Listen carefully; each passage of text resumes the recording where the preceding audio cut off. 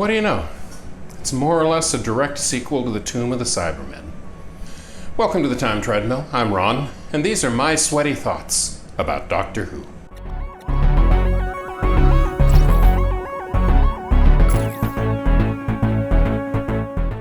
The Tomb of the Cybermen is one of the great stories of the Second Doctor era.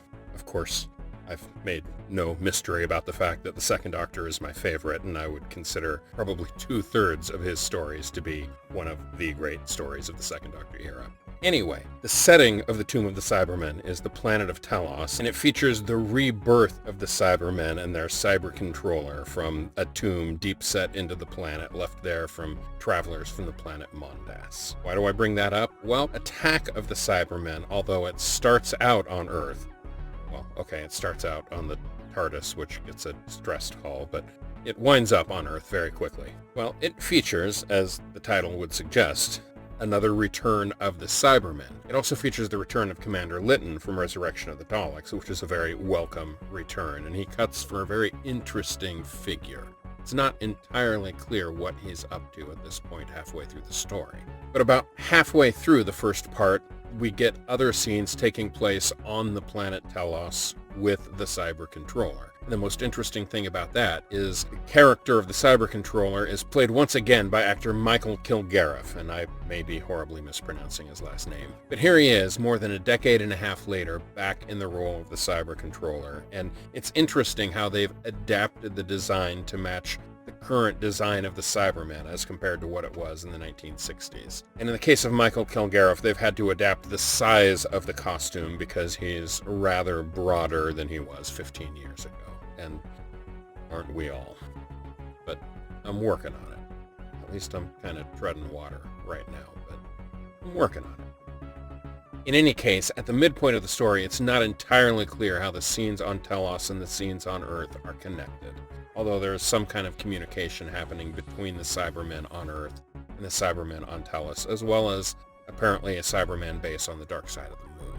But the end result is actually a really interesting plot with a great deal of mystery unfolding, and yeah, certainly threat, although we don't know what the ultimate threat is yet. But after how terrible the previous story was, this one is a very welcome improvement in quality, both in terms of storytelling and in terms of design.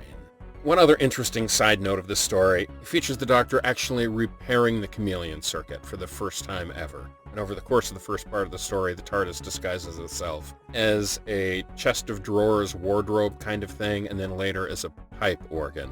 And apparently the intention actually was for the chameleon circuit to be fully repaired and for the TARDIS to stop being a blue police box. And that concept didn't last long. Let's face it. The TARDIS is the police box. It will always be the police box, and it will always return to that form, and that's just how it is.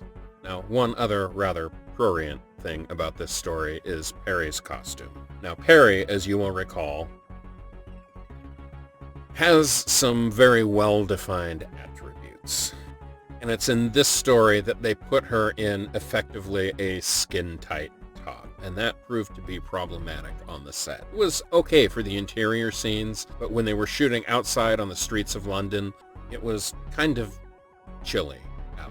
And according to the director and the producers there on set, it became, frankly, obscene. They had to tape up Peri dramatically, sort of the same way they had to do with one of the lead actresses from Welcome Back, Kotter, as I recall. But being as this is a children's show, as much as Peri is there to be dad candy, there are certain lines they couldn't cross, and man, they had a difficult time on set not crossing that particular line.